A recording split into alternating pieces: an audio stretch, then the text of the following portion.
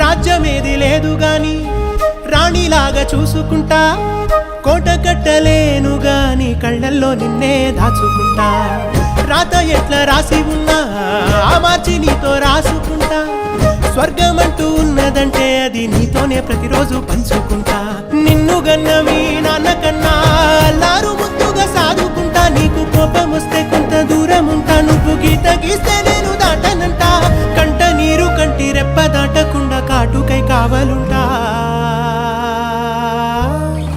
రాంబాయి నీ మీద నాకు మనసాయనే, ఏనాడు నిన్ను వీడిపోని నీడైతనే.